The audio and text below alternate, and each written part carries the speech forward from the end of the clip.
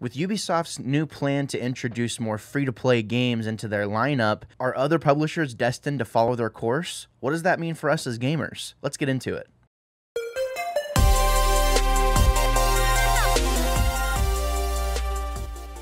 Welcome all fellow wannabes, welcome to the channel. I am Gabriel Fast, I do claim to be the Wannabe Critic.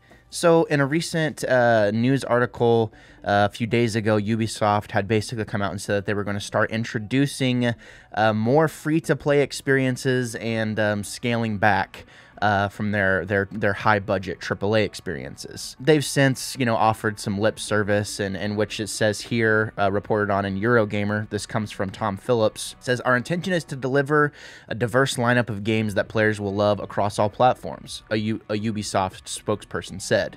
"We are excited to be investing in more free-to-play experiences, however, we want to clarify that this does not mean reducing our AAA offering. Our aim is to continue to deliver premium experiences to players such as Far Cry 6, Rainbow Six Quarantine, Riders Republic, and Skull and Bones, to name a few, while also expanding our free-to-play portfolio and strengthening our brands to reach even more players." Now, this could seem like it's all good news and it's like, oh, nothing is going to change. I can 100% guarantee you that it will change. If there was a company that would be doing something or, just trying to make a quick buck off of you or be lazy with its production quality and things like that, Ubisoft would probably be the publisher to do so. In a recent GamesIndustry.biz article, and I'm going to have both of these articles listed in the description, you can go check these out yourself. The headline reads as such, and this write-up comes from Rob Fahey. It says, and his headline reads as such, "Ubisoft's free-to-play turn could be the new normal for big franchises.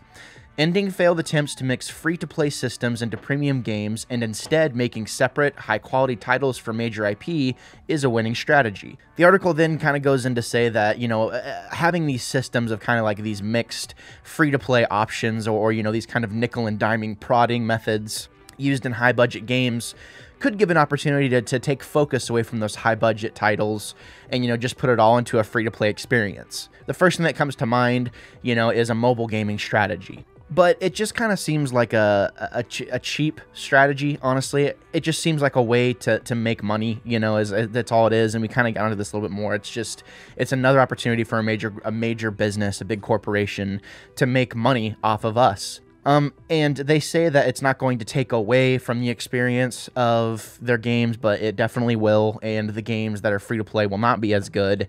And I do think, unfortunately, that it's probably going to bleed into, other people doing the exact same thing. An excerpt reads, it says, "The real opportunity for free-to-play lies in the significant audiences who engage almost exclusively with it, not in trying to nickel and dime the existing premium audience. Whenever you do this, you're going to be encouraging behavior, and especially whenever people see that it is going to be successful, then all of a sudden you're going to start seeing more opportunities for big companies like EA and Activision to do the exact same thing and to play into that strategy. Maybe not at first, it may be a little more silent at first, I think, but eventually, if this is successful and and it has any sort of success and there's any sort of profit, Ubisoft, Activision, EA, all direct competitors with one another, definitely are going to be piggybacking off of each other's ideas to try and, deliver a similar type of experience. This isn't to discourage free-to-play games for having a place within the games industry. I think there could be a danger of things becoming so saturated to where it's inherently taking, it's taking attention away from the bigger games, from the games that we actually want to see and the games that we actually care about.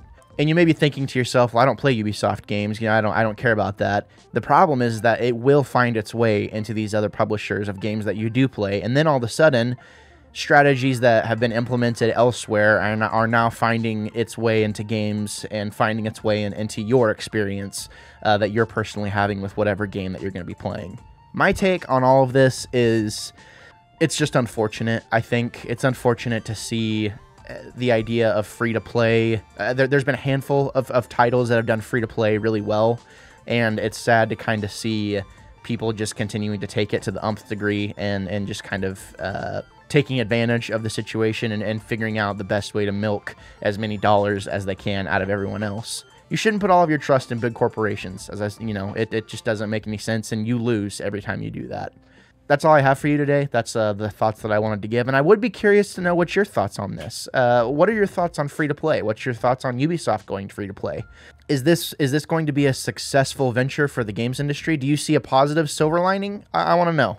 You can make sure to leave your comments down below, and I would love to hear what you have to say. But until next time, check this out. Whatever possessed you to check out the podcast or the YouTube channel today, I just want to say thank you so much for doing so. If this is your first time here, I would appreciate it, if you would consider subscribing. As you can tell, it's not just me here anymore. I mean, I do stuff by myself, but the podcast is going to reside here from now on, in video form. So if you want to see more content, if you want to be notified, every time we post something, whether it be a clip, a podcast, a review, an interview, whatever it may be, if it's gaming stuff, make sure you click that bell and hit the subscribe button, and we will see you next time. Thanks for sticking around, and thank you for preparing yourselves for a plethora of hot takes and potentially unpopular opinions. I'm Gabriel Fast. I will always be the Wannabe Critic.